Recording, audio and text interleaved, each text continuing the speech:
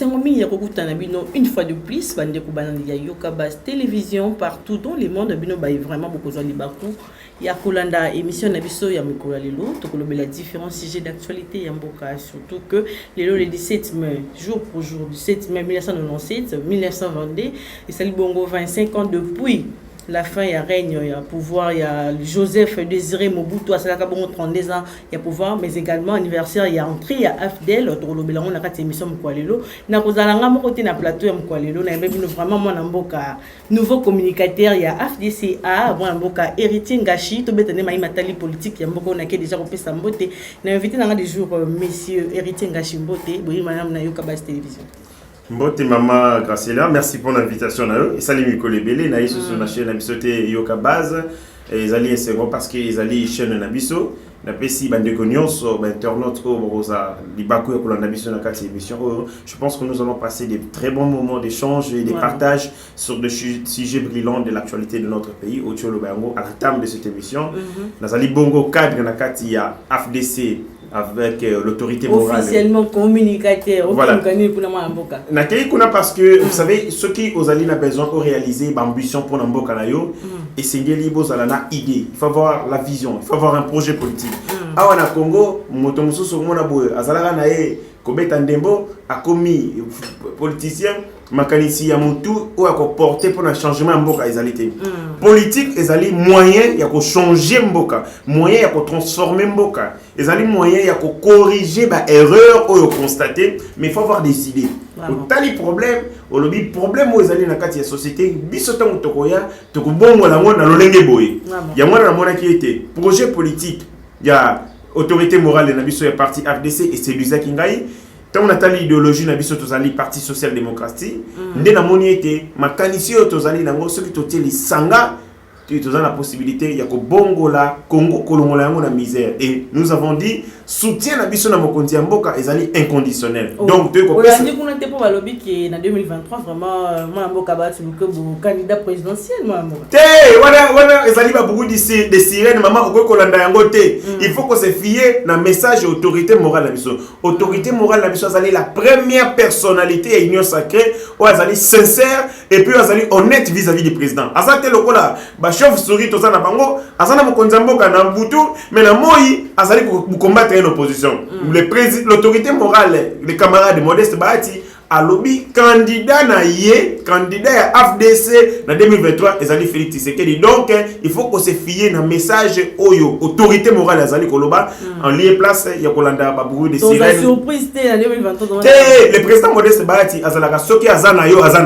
Soki azanayo te. Tant azalaki na Kabila. Tant Kabila azangi crédibilité, Kabila zangi ko respecter makambo na ye, akome ko nyokola le président Modeste Bahati ko vulnérabiliser na kati ya en toute responsabilité à Longwa Kinaye et le président Modeste ce cas zui décision azonga kasimate maintenant azana mokonzi mboka akokende naye kino nasuka moi mboka héritier Ngashi to lobela bon mai matali politique to banana le 17 mai à l'élo 1997 2022 25 ans depuis fin pénal à pouvoir il y a président Joseph Désiré Mobutu a comme ça fait 32 ans de pouvoir mais également ils allaient anniversaire il y a entrée il y a AFDEL auto monara bon qui conduit par Laurent Désiré Kabila wazaki bongo et on a ba troupe rwandaise tout ça est-ce que journée elle est loupée journée moko pénise à la célébrer bazo fâché banda journée en gonde écoute ça ba rwandais na est ya pays na so guerre banda depuis ka mambo ya rentrée à FDC continue AFDL na sepeli makasi maman Graciela na motuna na yo parce que motuna na yo ezali véritablement comme ma préoccupation ya ba congolais mais ba congolais ni sauté ba congolais bazali na conscience mokolo ya lelo ya le 17 mai 25 ans jour pour jour ezali ko marquer évasion ya République démocratique du Congo par des troupes rwandaises ezali le jour où ezali ko consacrer officialité il y a infiltration il y a rwandais na mboka na biso to moni bango ba ye mbala moko ba continue armée kolonga bango na armée ba komi ba konzi ya mboka vous savez maman na ngai na rafraîchir ba to moke na histoire gouvernement liboso ya Kondo Mosé Laurent Désiré Kabila o esalamaki le 22 mai 1997 soit 5 jours après makambo o ya coup d'état esalamaki gouvernement est constitué de 9 ministres issus à AFDEL. Or, AFDEL les alliés intérêt il y a Rwandais. Na kati na bango tous allez un ministre local il y a des affaires étrangères Bizimakara. Yoso ka kombo ya Congo congolais comme Bizimakara. Tous allez un ministre l'éducation nationale Kayagigira. Yoka Makombo. Nous avons ces jours accepté l'infiltration rwandaise dans notre pays. Nous avons consacré l'occupation des Rwandais dans Mboka na biso. Donc on a dit que mona mokolo wana c'est un jour sombre, c'est un jour triste et puis na mitunaka pona nini to consacrer yango lokola journée moko chômé payé. Pona nini to consacrer comment dédié na ba force armée na biso maman. Té maman. Force armée tokoki jeter du discrédit dans force des armées mais à l'une des jours où il va faiblissa armée na biso parce que tout le monde ndeko ya Joseph Kabila James Kabarebe le Rwandais ndeko Joseph Kabila je le dis avec je dis ndeko na ye ya mapinga basaka na ye na armée ndeko na ye kotia songi sogite ndeko ya Joseph Kabila James Kabarebe azalaki en même temps chef d'état-major ya AFDEL en même temps chef d'état-major ya armée rwandaise. Et si on m'a mboka nini boni un homme a kozala chef d'état-major ya ba armée mibale. Longola wana nous avons vu des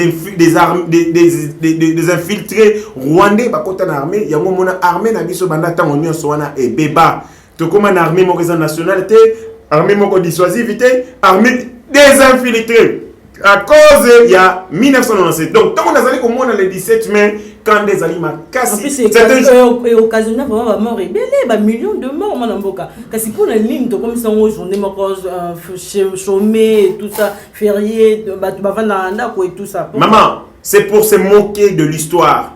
Tangu Mobutu a participé à Liwa Yandeko Lumumba, c'est ce même Mobutu qui a consacré journée à les 16 janvier, la journée moko au Babengi, journée à férié, il y a commémoration, il y a Patrice mais alors hier moko a participé à Liwa. C'est de la même manière, Batu Oyo va participer à Liwa à Mosé Laurent Désiré Kabila, sachant que jour wana ezali jour moko triste, jour moko sombre de l'histoire de notre pays, ba consacrer la journée moko ya fête. Ainsi moi je demande les Congolais. Mokolo ya lelo il faut supprimer yango na calendrier na biso lokola mokolo ya gloire ezali mokolo ya gloire te ezali mokolo ya victoire ya ba Rwandais sur les Congolais. Lo balanga moko na kulut na biso Noël Tchani alobi bon yeso comme président de la République va supprimer pendant journée.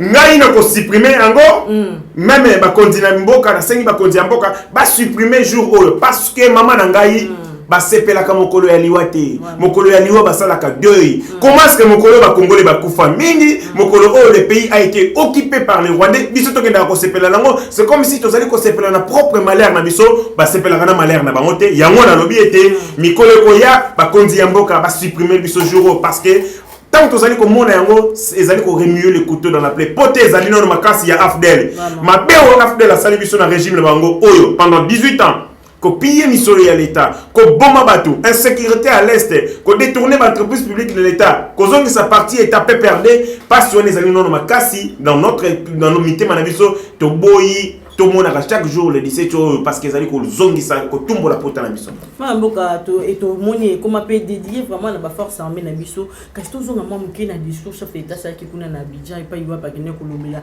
Ba armée na biso alobi ke ba bazali vraiment complice, baza na responsabilité moko na likamotali guerre ya est na biso puis.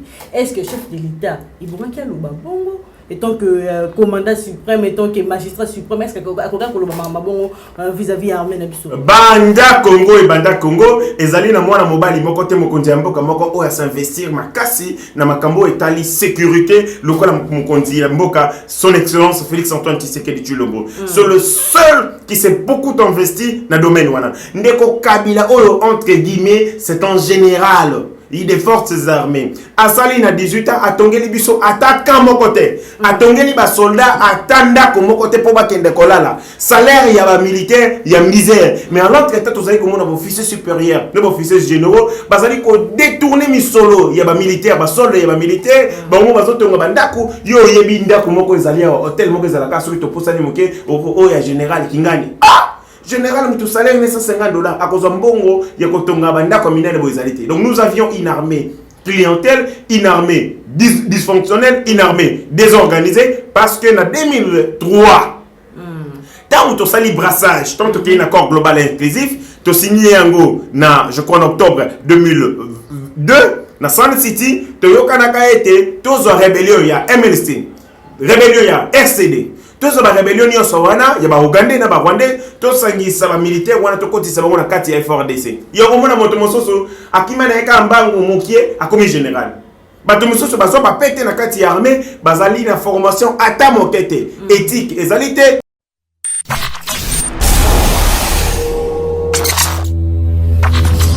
En 2003, tu assisté à l'infiltration armée. Plus de 130 000 hommes issus d'un groupe rebelle, député ya Lukunga. Aloba yango pe na tweet na lobby, il faut que l'armée na biso comme dissuasive et comme une armée nationale en lieu et place ezala c'est quelques groupes y a brassé ces groupes brassés cette mosaïque brassée de groupes rebelles à la solde y a pays étranger. C'est-à-dire tout le monde reconnaît que notre armée est en faillodé. Donc on arrêter stratégie, il y a commandement militaire. Ah on attend na pourquoi le Kagame yoki yako. Il y a un moment que la stratégie nationale militaire et Zalagi sur le terrain pour connaître les chèques parce que nous avons des malfaiteurs au sein de l'armée. Et quand le président de la République a lobby yango, ils ont des responsabilités. Mais ça va pas y avoir un bon cas.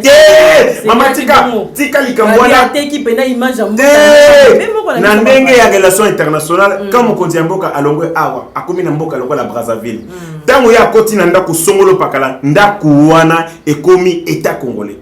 Le président de la République a fait un Côte d'Ivoire, c'est vrai, mais place où Zalaki, c'était un territoire congolais. Na place où on a signé une déclaration de guerre. A signé si on a la ordonnance, il y a nomination. A place où Zalaki, et Zalaki lié pour Nabiso, ils ont considéré la diplomatie le territoire congolais. Et puis, bateau a congolais, il a dit la vérité au Congolais. On lui a posé la question. Au thème Misolo Ebele. Au sali ba réforme mais pour la nini insécurité aussi la té yo moko lo bagake bilan na yo ko simba mokolo insécurité aussi la alobi na sali ba réforme mais na kati armée nous avons des moutons noirs moutoniers sur le baka yango ya ko bombarder. Mais est-ce que vous mettez ali pena rôle ya chef de l'état pour dénoncer ou bien pour agir, fallait agir directement ou bien dénoncer? Maman Nangaï, lorsque vous êtes entré, vous savez que ma belle congolais biso pe zanini. To mesani na régime ya Moyibi, régime ya Lokuta. Ya Lokuta c'est-à-dire que eloko ezali mwindo tant on retourne à Kabila yo c'est za pembe. Tellement que les gens sont tellement mesana na Lokuta bazo supporter sur vérité thème. À ta vérité bébisio elamba ndima yango. Et biso tant que peuple congolais conformément à l'article 23, article 21, article 22 droit à l'information ezali sacré. Mon konzambo ko bombe la peuple congolais information te. Poto tindi wana asala mosala pour la biso. Tango akutani na difficulté foyer bisa biso bo sembo ke place on akei ezali loko bo ezali loko pakala. Soki Félix Tshisekedi te mutayi biso ke na kati ya armée za bongo nana koloba yango. Asa commandant suprême des forces armées, il a l'obligation. Pourquoi pas agir directement ke banayo ko sala. Maman Nangaï tango ba tuni yo question sur pourquoi ça ne marche pas, la réponse est allée, la réponse est allée parce que et le tel est allé. Mais ça ne veut pas dire que le président de la République a salé le côté. Il fait beaucoup d'efforts, il fournit beaucoup d'efforts na militaire na condition malam. Gratuité d'enseignement, est-ce que permettre bana militaire et belé bakota na kelasi militaire azali na front na munduki na tango na Kabila. Rwanda na ngambu yekoto na munduki. On a bête masasi comment raisonner bana na ngaba bengani bango na classe. Mais Lélo, il sait que ces enfants peuvent aller à l'école et permettre que les militaires aient un front, conscience les alliés tranquilles pour ban bakokene kelasi. Nabaka ebele maman. Soko yebakate. OK quand le fungula. OK baka nyonso ngana yebi. Bano ebele omona ka wana bakuluna na bafazer. Ce sont les enfants des militaires. Pour la nini baza inoccupé basala ka mosala te. Mais Lélo ning bazali ko kende classe sociale ba militaires ils allaient ko s'améliorer, ça permet que les militaires bazana na conscience tranquille. Longola wana ba pesi ba books. Voilà. 5000 élèves, ils sont militaires parce qu'ils sont en cantine publique. Masangu 18 000. Nakala militaire a consommé Masangu. Nakam. Nakati bakanga moko na kei na mona yango.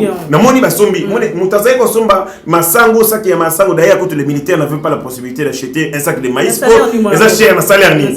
Tomatisi salaire na bango de diminuer bien de première nécessité pour permettre que bango bazana pouvoir d'achat. Donc le président de la République a zo sala ba réforme et mais longo la wana et sengeli subkobengana magui corruption bato bakoma na chef coutumier bakoma na carré minier mokonzi mboka maleme bazali ko nettoyer yango mais makambo ya armes ba forces armées et senga ka agitation te balobaka ngo pe na itando ikete bakena nango méthodiquement le président république azosala ba réforme ebele pona komatisa makasi ya mapinga na biso et ba résultat sur terrain ya ezali ko mona yango moni Moïse Katumbi Kabila Paul Kagame M23 Kodeko bangonyo soit tel méta de siège pona nini bangonyo soit zolo bakali kambo lobamo o moko et la kisi que puissance de fait ya FRDC et tie bango makale kale ya wana komi côté le Kabila pas côté méta de siège Kabila tel méta de siège Kabila tel méta de siège mais Kabila ya loba lobakate atinda ka ba robot communicant soko moni maloba ya Kabila talaka kabana wana ba Jimmy Kitenge bana leso baleka ba Aristote ngari mais c'est que Kabila mutatindi bango tout un discours à chef d'État autour de la gratuité de l'enseignement et tout. On dit que les militaires vont comment côté ce qu'on a enseigné ni autre qui chef d'État a critiqué sévèrement l'enseignement la mission maman et tout alors que niveau enseignement c'est trop bas moi maman nangai soki olingi trouver solution na likambo il faut que banana ko reconnaître faiblesse moto a reconnaître la faiblesse il y a problème était à la solution tout quand le président de la République reconnaît le faiblesse du secteur éducatif nabiso et l'ingi ko la ça a été azaline ko prendre conscience il y a enjeu il y a un problème et que l'inga résoudre yango atiba ko ba enseigner na condition malamu Kabila en 2018 atiki salaire et enseignant na 161 000 Félix Tshisekedi d'ailleurs comme si salaire et enseignant 461 000 soit à doubler enseignant baba ndi jarozo bakozo yango te makambo oyo ya ba enseignant déjà ils allaient exécuter parce que ngamo na zali na ba parents baza ba enseignant ba prime na bango balaka bango ti lelo mambo wana za makambo mususu faut que nango méthodiquement mais côté ya salaire ngazo beta parce que salaire ya enseignant ba matisi yango 300% et longue na 160 et combien na 460 000 et lingi ko laksa que le président de la République azali ko accorder beaucoup d'importance beaucoup d'intérêt azali ko respecter ba enseignant ko respecter ba enseignant est-ce que le problème actualité actualiser métier na bango ou bien za makambo moko boyeke o na mama na ngai niveau na bango Mobutu Kondo maréchal Mobutu a constaté que na Zaïre à l'époque niveau information bana ba Zaïre zaki malamu te ba diplôme ya pambala abenga un canadien na kombo ya ma coach ayana e awa pour asal ba réforme na secteur éducation yango mona ke ti ba diplôme pesa mi ba 1981 ezalaki à cause de ba réforme wana parce que Mobutu avait reconnu que une qualité enseignement ezamala muté professeur nangai Mokonda Bonze Valentin azali enseignant Florentin azali sénateur azali pe professeur d'économie aloba boye na 2018 alobi metelo o ya bengi université sur 10 étudiants moko kaka yeba kokoma français na kotanga mo mokie 9 wana libungu tulu bebiko niko koma niko tanga français alobi comme musarangai bayaka na université ba moneso ka ba diplôme 70% 60% muta 50% lo ngai yo bazalité mais na kotala makambo bazoko ma otali otoni mwana aussi diplôme okotanga je vais étudier à la IEC ponanini parce que corruption les aliments makasi ba point comment sexuellement transmissible bana bazali ko pesa nzoto pona ko leka kelasi moi nazali ko somba ba point pour leka kelasi parce que à la base enseignants ont un salaire na mabe parce que à la base ils bien comme la souffrance ndeko ya mwana bokonzi mboka améliorer salaire na bango parce que avant OIC ka to balbaka le ventre enfamé n'a point d'oreille avant ko senga ba enseignant ba sala musala avec déontologie avec éthique professionnelle faut tirer bango na ba minimum de conditions de vie yango mokonzi mboka sachant que ba enseignant ndeko futa mabe ayebi ke bazalaki corrompu yango apulakisi ete qualité enseignement ezali malamu te tout le monde yango de repérer le rasengi à l'accepter diplôme d'état là c'est un chef de l'état comment tu l'as solo une semaine kaka abim ça pena comment tu l'as solo te ya journaliste comment ko sala des films à moins de 18 ans ngazo beta masolo à Congo comment tu l'as solo ya comment ça film à moins de 18 ans et pourtant tu as libido président la kisi libido makamba mbeto te eza ngoma politique te donc là maintenant na yo bengi Singapore ndenga na zaka kadi taka nina za na na veste na tepe na kekele na legi na TV cadre lokwa nga otuninga makama mboka après na komo yebiso libido ya Kabila libido ya maman Olive dans sens quand on est en politique on réfléchit sur le sujet de l'état Ils n'ont rien à voir avec le vie privée des gens. Ça n'a rien à voir, ça n'a aucune incidence sur l'État. Journaliste, comment ça la émission et à conseiller à moins de 18 ans, restons sur le choses. Mais quand même, comme lobby a diplôme, il est porteur de ça qui est maman, il y a Jeannette, il y a Dada, Jeannette. Porteur de ça qui y a date à Jeannette, depuis tout ce temps, à Tirala Kotouna Jeannette, c'était au Tangawa posant un diplôme nini. À Touni Joseph Kabila était au Tangawa posant un diplôme nini. À Touni Benzo était au Tangawa. À Touni Ata Maman Olive. Au Kaliba le Bakaza candidat présent. Batu Yem Sebiso. Bayem Sebiso Maman Olive à Tangawa pi. Ako soten dako ya bende ko lié ça y. Aboya tipa na biso na Félix Autuna Félix c'est au Tangawa posant un diplôme nini. Après ça non de Kabila. Ultimatum, le quoi la Gérard Bisso pendant 18 ans, aïe ça y au Gérard Bisso aux alaka na savoir ni aux alaka na niveau ya éducation ni. Combien de solo ya moi mobali wanate il y a commis bien pour la salande ba émission ya des conseils à moins de 18 ba comme moins 18 et ça makambo ya politique. Mais après ba supprimer chaîne na yo mon onde ni ba contacter YouTube yo PC. Supprimer chaîne na yo tout pour. Pero Louara a commis ancien journaliste. D'ailleurs on est Gazali Bongo ngana lobaki yango, c'est notre frère, c'est notre sang. Pero Louara a commis un problème psychologique, c'est un problème mental. Je le dis, a commis un inconfort psychologique, a commis une instabilité mentale. Babi pourquoi il faut dénoncer maïm et ko tambola matin na mboka ou ko tambola matin na mboka ngonda. C'est quoi binope bo dénoncer, ngapena dénoncer Kabila, pas ni maloba makamba mbeto ya Kabila te. Ngana beta masolo ya Kabila mbeto te, ngana beta ka ke ozoko gérer mabe obomi mboka, oyibi misolo ya l'état, charnière ya maloko na kuti bato bakufi kuna bakufi ndenge nini. On pose des questions sur des sujets liés à la gestion de l'état. To kontra na makambo ya bandako batuté ya basi, toyoka ke Kabila linga basi ya pembe. Mais ngana tikala koloba ngote na itando yake. Na koloba ngote po etalinga ité. Bo les ali makambo ya vie na ye privé. Ngana kotala nde lo lenge nini ezali kotambusa mboka. Tanga kamimbo kamabe na bi ndeko Kabila. Et c'est quand na 18 ans, tu as réserve de change de 800 millions. Félix Aye, à 3 ans, comme ici, réserve de change de 3 millions, de 800 millions à 3 milliards. Ce sont des questions comme ça que tu as le barra. Il y a mon repère au débat à Congo, Tinate, ce sont des débats terre à terre. Débat à France entre Macron et Le Pen, c'était bien. Mais dans le débat, est-ce que vous avez dit que Le Pen a lobby Makambouya, moi si il y a mon colo, il y a François, il y a Macron? À tirer le goïb, c'était quoi ça, mon maman, vous vivez. Mais le débat na Macron bana ko asime makamyo surtout o ya mabele kana mboka na bango. Te mama nangai Félix. Ba funda raba tumsusu pourquoi? Te Félix c'est que du temps azali koloba alobi il y a un problème de coordination. Il faut que tala ka mobeko na mobeko ndenge nini ezali ko kamba mboka. Le problème avec nous on fait du mimétisme, on fait de la comparaison sans koye baba kozana ba élément de comparaison. Félix c'est que na kotala mobeko likundi na biso, le président ne gère pas les pays au quotidien. Moto azali ko gérer beaucoup les pays au quotidien et sa premier ministre. Yim tazali ko kamba. Ezalo ko ozana maman azumi solo. ABC papa azumi solo pesi maman alobi lambela bana. Vraiment. Na lingi bana batonda. Ko linga bana batonda c'est ce qu'on appelle la vision politique. OK? Mais kola mandunda, kola mama tembele, on ezali makamba premier ministre. Tant on constate par nos batondi, le président de la République a une vision pour ce pays et avec PCA on va concevoir un gouvernement, premier ministre ndé mutazali ko exécuter. Ce qui vision ko nzambo kezali ko tambola malamu te botuna sama lokonde. Mais sikoyo Congolais ye bakate ke sama lokonde ndé fo batuna emituna ba ko tuna mo nzambo parce que aussi c'est le président de la République qui a été élu et non sama lokonde. C'est ça aussi, nous avons beaucoup de lacunes. Soki tokei panaye a raison c'est pas mon compte parce que zande yende mutasali ne ba moyen l'état muta gérer ka misolo l'état hier à travers ministre né à finance yende mutasala la planification à l'état il y a ba projet à travers ministre ya plan yende mutakambi mboka sécurité ministre intérieur yende mutatali mapinga ministre de la défense même si les ministère de collaboration yende mutatali makabu ya affaires étrangères ministre affaires étrangères c'est-à-dire c'est lui qui a les matériels. Il y a gestion, il y a pouvoir. Le président de la République a un pouvoir, mais pouvoir est limité. Le Premier ministre a un pouvoir, mais c'est le Premier ministre qui agit. Il y a une décision, il y a un plan pour permettre le peuple à sentir efficacité à son gouvernemental. Donc, ceux qui ont sur tel ou tel projet, alors qu'ils ont décidé au Conseil des ministres. Le président de la République a présidé un Conseil des ministres, va arrêter la décision. Beaucoup de la pauvre privé à Kabila Wana. Ok. Parce que décision au Conseil des ministres. Il y a qui est allié sauté. Ce qui va port et allé au Kangamate, t'as la ministre à transport. Donc, nous avons dit que Warrior n'a besoin de incompétent. La ligne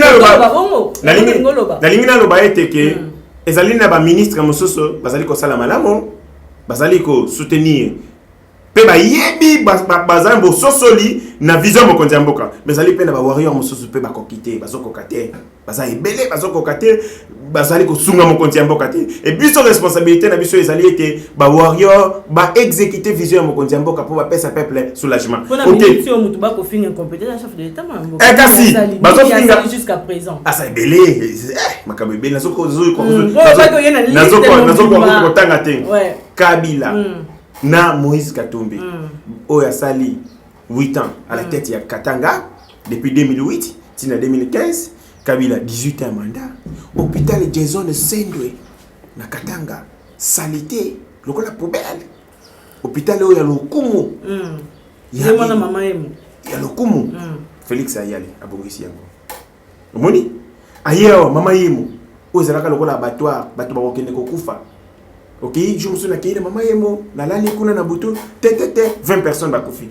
Na tuni médecin ozaki wana maman bato bakufi 20 ndenge na bile loko to bakufi mokie bakufa ka ebele ya na tuni pona nini na bibongo ba condition bakufa tendele Félix ayi babuki mama yemo babongisi banzela moite sikoyo awa sikawa ayo mokili mobimbe komi kotala tala biso pona nini biso na Zambie to uti ko sala to signer contrat pour la construction ya usine ya fabrication de batterie pour les véhicules électriques.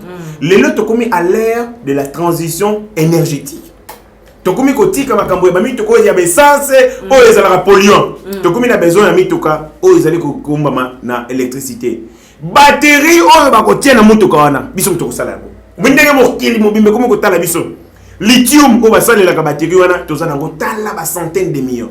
Na so tali minéraux wana na mokili za mingi mingi te.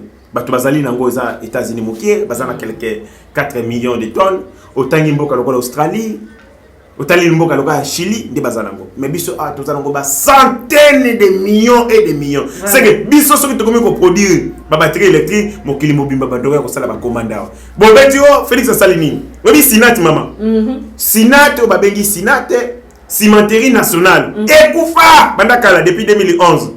Or, Sinat ezalaki ko sala malamu na Congo central ko alimenter économie et un secteur même ya songolo na Congo central mobimba. Félix Tshisekedi aye na ministre ya portefeuille bas produit. Bazui 23 millions 500 000 dollars bati na Sinat. Bazui 20 millions pour relancer l'entreprise wana, 3 millions 500 pour ko futa ba charge sociale l'entreprise. Donc misala ya bato esongi bato yo production locale. To komi ko somba saki ya sima $40. Pour la production locale et koufi. Kabila bomi ba entreprise nyos, abomi silo, abomi Sinat. Yena moninga na Moïse Katumbi. Ko boma ba entreprise publique de l'état, bomo ba tongi ba entreprise na bango. Kabila akoboma ba abomi jardin botanique, abo jardin zoologie, atongi kingakati. Abomi ba port, ya biso privé, atongi ba port na ye. Akoboma misala nyos ya l'état asali égal. Abomi orgaman asali égal pour na moi sina mamolivi. Donc Félix Tshisekedi tango aye na contexte wana musala ezali ko la musa ba entreprise pour misala ya ba congolais ezonga chômage éliminé. Très bien moi mboka to ki mamba on a mayima e ma koleka na Assemblée nationale tini koleka kuna mwana mboka to moni ya groupe ya G13 wana vraiment ba claquer porte na mama tali yo examen ya loi électorale mwana mboka qu'est-ce qui se passe mama na ngai tant que bozali na kati ya démocratie valeur ya liboso ezali tolérance na kati ya démocratie il faut qu'on soit tolérant. Démocratie ezali pensée uniquité. Démocratie ezali ko imposer point de vue na yote. Tango yo sali mobeko ba bengi proposition de loi ndeza yo. Mais tango yo ko déposer ngona bureau ya Assemblée nationale mobeko za soso ya yote.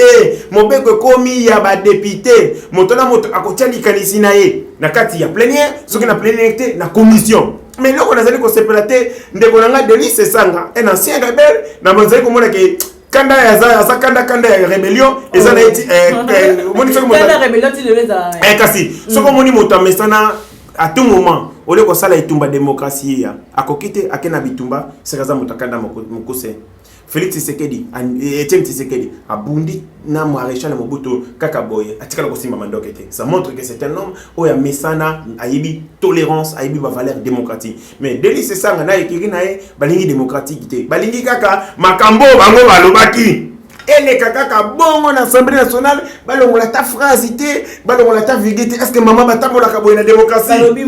Maman, si citoyen bosso, la majorité parlementaire, ils allaient à président Félix Antoine Tshisekedi. Président, union sacrée. Ah, union sacrée, non, on connaît bien maman. Non, on connaît union sacrée. Le Bezali Yambo Kaza nation. Bakolinga ko changer l'article en favori ya chef de l'État azala sous réélu en 2023. Maman nangai yoza mopanzi sango ya monene otanga kamakasi. Tangela ngai na kati ya mobeko wana opposition article. Les bisanga article nini oyo batie wana epesi mokonzi ya mboka avantage. Félix Tshisekedi azali na besoin ko bongo la mobeko te po ane ka mokonzi ya mboka bilan na ye déjà za kitoko ba congolais ba sepeli na ye ba lingi ba pesa ye mandat ya mibale pour a continuer ba action na ye. Donc bilan de ko ganga o ba loka ke kile gangi na tango na biso bilan de ko ganga tant congolais azali ko tala banzele zo ko tongama. Bilan o ba ko lo bati jusqu'à présent il est négatif maman service national. Ba kuluna o kabila zali ko boma bana ya batu aboma ba innocent na Kinshasa. Félix a commis à ce service national, il y a Tata, entre guillemets, Tata et Joseph. Tata a sali service national, moi on a eu, entre guillemets, a abomi service national.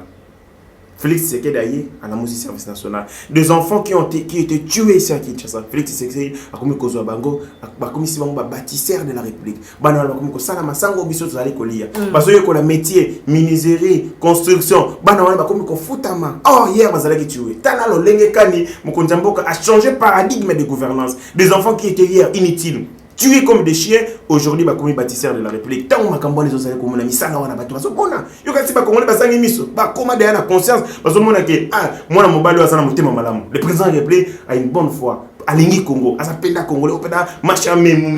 Donc, il y a eu un bandi boye. Topé ça y est, deuxième mandat à continuer. Si quoi, maman, aux oeufs battés. Bizine, tout ça, les mi baléa. Pour la makambo ya mai, tout ça, la lemba imbo. Nambinja. Tango makambo na kaya aussi là. Donc, ok, dans le secteur de l'électricité, Kolobate, tous allez pour ça, barrage hydroélectrique, et belé, toujours élancé. Jusqu'à quand? Parce que courant, ils allaient m'habiller, tant dans ça l'émission, tant dans autres cas, parce que maman Nangaï, Kabila Sali, 18 ans. En 18 ans, à Tiki, il y a desserte en eau potable. Moins de 30%. Vous avez cas, maman. Donc, côté électricité, moins de 10%. En 18 ans. Maman, yo kanise te kotonga, usine ya mai, barrage hydroélectrique, et ça, il faut que ça l'appelle d'offres, investisseurs. Ça l'étude de faisabilité. C'est ce que ça l'étude de faisabilité. Conclure marché, comme électricité, ils ont qu'à tango. Naïbi que passe ya Congolais à Makasi. Kabila tike la bisombo kaya urgence au plaidier. Et ça l'a raté maintenant le bien. Urgence. Un pays des urgences, d'extrême urgence. Autant les secteurs, il y a santé. Ah, il y a moyen de souci. Autant l'éducation, moyen de. Aucun de mes français, moyen de. Nous étions dans un trou. Nous avons dit que nous na libulo kabila pour que tout comme même la surface plane. Après on a tout mandé pour avenir et sengeli ba congolais basala. Passion, ma BO et salami na 18 ans tout ko corriger en 3 ans. Mais tout ça ko kene malé. Si on a une proposition na pena ko longola ka ba citoyens ba membre famille na repesa ba cadeau avant élection et tout. Est-ce que pena zaki mabe? Est-ce que ba député ba ko linga ka ba anti valeur pour comment? Maman nangai na kokota na likambo na te. Oh, pour l'année. Parce que tant qu'on va l'oublier, il y a suppliance. Félix Azan a besoin de suppliance, c'est le président de la République. Et quand il va député, Félix Azan a député, maman Nangaï, moi je pense que les Camerounais au Italie a suppliance. Nazan a 2 lectures, il faut pas qu'on les peut expliquer. Très bien. Il y a l'Ibosso été. Tango, bateau va pour la supplier, ma membre de la famille na bango, et ça la pour la sécurité na bango. Parce que tout le monde a un go, il y a un député national, si plaît à ta famille, à quoi il y a un poste là. Il y a un moment où tu as pour la sécurisation. Pour que banga mabé la bangote parce que tu as ta famille, pour que ta famille soit là mabé. Il était pour revoir sa famille il y a les bosses à libongo. Mais deuxième des choses, ils allaient pour préserver Bilei. Imaginez que vous êtes candidat député. Au tien mis solo pour le cas député.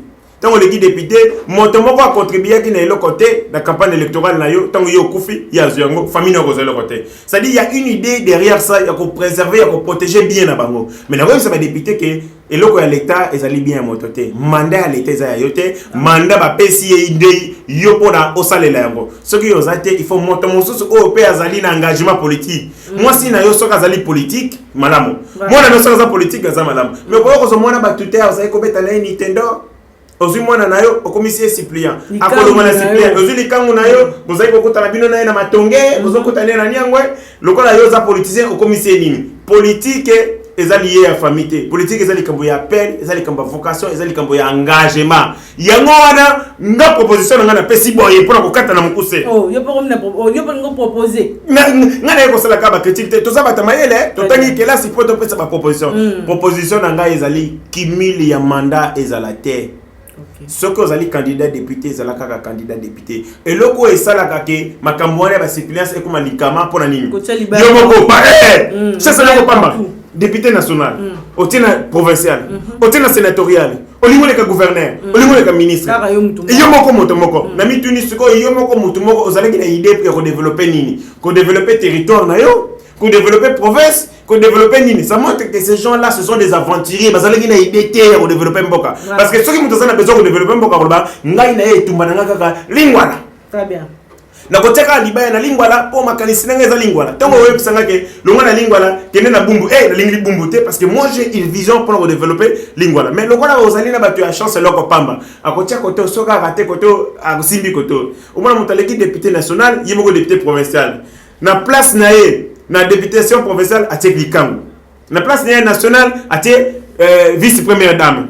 Na place de sénateur à moi nanae. Yimoka le ministre. Allez gouverneur à moi sinae comme ministre. C'est ça babilo ko ndeza malamuti. Yango na moni pona ko couper ko na makamona, il faut moto a déposer candidature ici kaka bo memo moko. Ce qu'on zuite aux élis et législatives mosusu, on les ko tia ba place belé. Yango mona loko ba poste légué belé, akomi kizungu trouble azoy baté à la côté ko tia makango. Après ko kabela batu ba makango, ale batu wana ba ko contribuer té na gouvernance parce que bazala ki préparer té na ko sala makambo ya politique. Très bien moi mboka to komi na suka émission kasi. Si 40 minutes va considérer comme minutage mais tout ça voilà le bien makambo ya politique politique ko mona ngondenge to mona kula matata ponyo fayulu to mona kuna Joseph Kabila bako se réconcilier na mwana mboka Katumbi et tout ko mona ngondenge les kambo ya Moïse Katumbi na uchi ko tala mwana Joseph Kabila na ko tala yango awa na ko yebso ka keloko mboka mokie lorsque des ennemis jurés se réconcilient c'est que leur intérêt est supérieur à leur adversité. Lorsque des ennemis jurés se réconcilient, c'est que leur intérêt est supérieur à leur adversité. Kabila o bazali ko sala na Moïse Katumbi, les alliés réunis à Rwandais. Oh, réunis à Rwandais. Oui, ce sont des Rwandais. Bango nyonso moni wana ce sont des Rwandais. Moi déjà photo moi circulé dada Jeannette yon avant na Moïse Katumbi côte à côte cab. Des Rwandais. Pourquoi je le dis des Rwandais? Pour retourner à la carte ba Congolais bazali. Mais na AFDL pe ba Congolais bazalaka. Lorsque les Rwandais voulaient envahir ce pays, atala qui était pour que ba action ngai et comme na légitimité. Donc comme nous savons la crédibilité, il faut nous avoir quelques Congolais na tia ba na moto ya AFDL. Bazu Mosé Kio. OK. Omoni? Bato omoni na Katanga wana ba Rwandais. Bake ko solo la makambu ya ko reconquérir Congo lokola Félix Tshisekedi botoli bango yango. Nde yango ba sangani mbango ba politicien lokola bato nyonso wana à moins de quelques jours un prêtre abengi sabango ba sangana bango nyonso or to yibaki awa ba politicien ni bazai ko ndongwana na cité ya dialogue ya Saint-Sylvestre ba politicien ba yoka mbango te mais tant ba yoka ni mbango bo c'est que Angers za makasi Angers ali nini ba envahir sous Congo pour bazana pasi ndenge Félix Tshisekedi botoli bango mboka oyo banda mikolo misato oyo nde basangani mbango ba Moïse ba ye ba Rwandais ba bengi basangani ndenge kaka basalaka na 1997 et puis maman nangani eko bang satima mboka ko banga et là on a besoin ko benga ba service de l'état et ça la mosala et yeba complot wana etia likebi etia liso ba yesinga ke na kati wana John Numbi ye wana disparu aza wana za ba yesinga kaza wana aza na kati ya réunion wana azana kata réunion Kabila pas ça mais balakisi une image j'étais bango baza bakobatama bazali ko solo la mais biso ya to moni bio déjà bomoni le service n'a pas si matière na service pas que le kotala bazali ko préparer plan ya sika ndenge nini bako balkaniser Congo ndenge nini bako envahir Congo ndenge nini bako infiltrer Congo à tous les bengani bango nyonso na institution ba complot na bango côté kamboka ba carré mine ndenge bateka côté ka ndenge ba utoteka bateka 2 millions de terres ya ba Congo bateka lango na ba concession 2 millions de terres soroti yango na mesures à grève c'est 20 000 km 20 000 km c'est le Rwanda un territoire comme le Rwanda bateki yango na kati ya Congo moko muso to ko fanda boyoki ote tel ezakina. Bon, si quoi maman na ko tuna ni comme ministre sport kuna mamboka nani mwana mobali wana nani Serge Konde na yoki pe ki ba sakaza wana ministre pétentique mais dans le sous-pe il s'appelle la stratégie na biso lokola bango ba infiltrer biso pe to infiltrer ko ça appelle stratégie infiltration mais tant ba kozonga il faut ba le kana na ki basa ale kana aner ala na aner ba tuna yela ba service makamuni le kai kuna Serge Konde au l'équipe na aner Edika ko tia kimia entre maman Edika penda lo bibo réconciliation Edika penda lo bibo alobini atelemeli yango alobi un peuple va réconcilier kayete. On ne réconcilie pas les gens qui parlent la même langue. Maman. Ouais, Edika pen. On ne réconcilie pas les mêmes peuples parce que peuple wana ezali Congo te ba réconcilier la Congo mobimba atelemeli yango siko na tuni bango wana ezali kambo ya suka batala émission ba yebisa ba lo yebisa ngai awa bo sangani po bo solola. Il n'existe pas de réconciliation sans vérité na bandi ete tina soka bokosi se makambo bo yebisa ngai katumba moka kufandenge ni na bomai na ba vérité bima baloba nani aboma.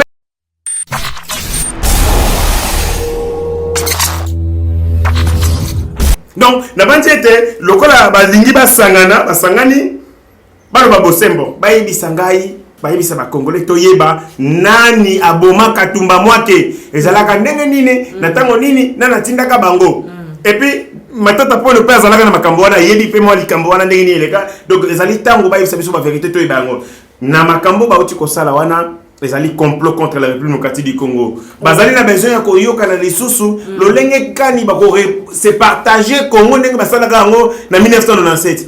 Bapesi Rwanda ministère d'éducation nationale, bapesi Burundi affaires étrangères, bapesi hôtel to mona ba Rwandais ba yawa pas ba continuer ba institution, ba continuer kati armée. Yango ba moni été, ils sont en train de perdre petit à petit le Congo et sengeli ba stratégie à soka. Pour les ennemis jurés basangani le 17 même ezali symbolique omoni na kati ya lisanga ya mabe lisanga ya bandoki même soko tali na ba secte na makambo ya kisi les dates le jour les temps a une signification. On ne choisit pas les temps de manière hasardée. On choisit ça qu'un temps lié à la puissance du monde. Le 17 mai 1997 est le jour où il y a complot, jour où il y a Satan. Le jour qu'on a vendu ces pays au Rwandais, il y a un symboliquement, il fallait que je me kaka mokolo le 17 mai. Moi, je toujours maman matata pour notre matata présidentielle 2023 moi matata ponyo banda botama non ça la compétition électorale atikala kozala candidat matata pona zalaka sénateur pona koleka sénateur asa sénateur pona koleka sénateur ezali kama moke il se fait aux 20 000 $. Au Kabeli au 10 000, au PC 10 000 au Leki. Nano a candidaté élection même na manière maona même 1000 personnes va voter. A la candidat président dernier. Matata Ponyo a sali o babengaka un raccourci. Je vais expliquer en bateau. Côté a sali raccourci. Le kola yebika yibaka mi solo ya bukanga lonzo. A komi a yebike na bataille judiciaire a kopola po kaluba déjà ko yibukli na kaluba ko yi. Po makambezo zonga.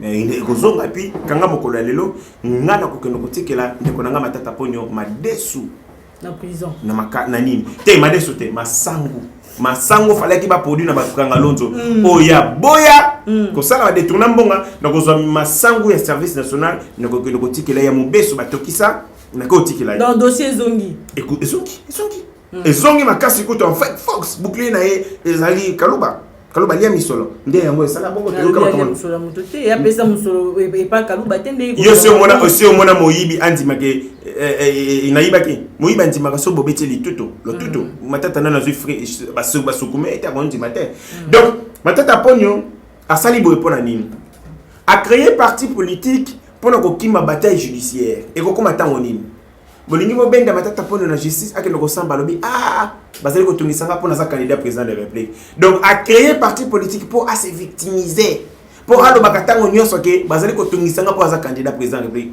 matata ponyo nazali ko bangisa biso te vraiment azali bangisa biso te et donc elle a que matata ponyo c'était pas un grand leader tant asali parti politique na au moni leader nini yango ya politique ya mboko alandie alokoti baninga na ngai bazali kolala nzala baninga bazoko kanzala te le koso bauti na ba mouvement citoyen bake kolanda matata ponyo afutaka bango moins 1000 moins 500 azui 500 fois congolais $1000 pesa bango mbongo makasi 1500 baninga bazoyi bisanga mon cher na uti ko bala na zana mwasi na ndako na ko vivre ndenge ni kuna bapesa kanga bino ko tona inyoso ke bozo solola te baninga bazoyi bisanga bosembo ah bon bah ici victoire bino na inyoso ke bozo solola te na comprendre donc ya partir batambo ouais mamboka kasi ça partir ba mannequin basa ko ba mannequin ba se choisir na kati kuna moto na intégrité azate ezali association ya Pablo Escobar yeboko tata na bango Pablo Escobar maman na chekula criminel frappeur a recruté sous ba petit frappeur nyoso ce qu'on a minute comme malgré ba preuve ezana te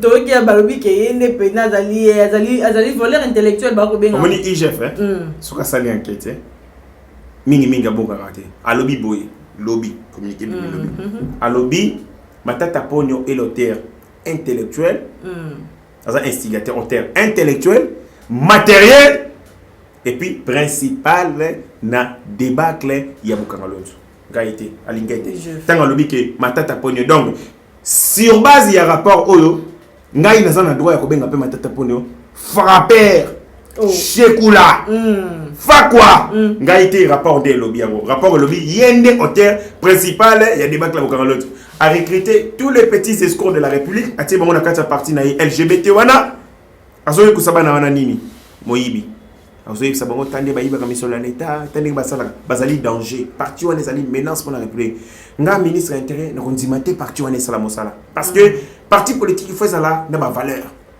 parti politique faut et défendre moralité. Maintenant, le parti politique est allé encadrer Banana Moïbi et Zamalamoté. On est en train de fabriquer les futurs voleurs de la République. Très bien, moi, je héritier Ngashi, tu comme une souka émission na biso, kasi tozong c'est Léo Caméra. Il y a Biodi H4 trop ça mot de la fin de l'émission. Action gouvernementale et Mokondjamboka est allé vraiment action tournée vers le peuple congolais.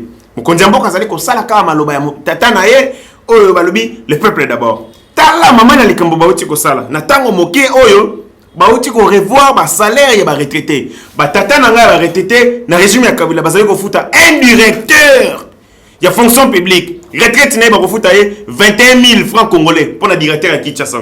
Félix Tshisekedi a sali majoration ya 442% na salaire wana. OK, muto azali lokola chef de service na Kinshasa bazali ko futa 20 000 le régime à Kabila, 20 000 moutakoli à Ndengeni. Félix Tshisekedi a majoré salaire de 352%. Aussi, directeur na province, parce qu'il faut 12 000 à Koli à Ndengeni. Félix Tshisekedi a majoré salaire na 804%. Chef de service de province, au bandé ko faut 12 000, les lots va majorer salaire na 646%. Ça montre que l'action gouvernementale et le peuple congolais, ils allaient d'abord efficace, ils allaient compétentes et puis tourner vers le peuple d'abord. Yango Anangaï, Namo Kondialingo Manangaï, l'autorité morale, les camarades professeur Modeste Bahati, te soutenir Mokondi Amboka, Tinati pour que tu redresses Mboka, tu le na libulu et puis tu memayango na développement parce que ce peuple mérite le progrès et le développement. Merci beaucoup, mon amboka héritier Ngashi pour la disponibilité na yo. Azali moko ya ba communicateur ya FDCA, parti cher du sénateur Batou Lukrebo. Merci de plus mali komandi yo kabas bazaka ebele partout, scotché pour nous connaître sur Angela ya yo kabas télévision. Merci l'équipe technique mon yo kabas na mona sima caméra bon le grand cordon.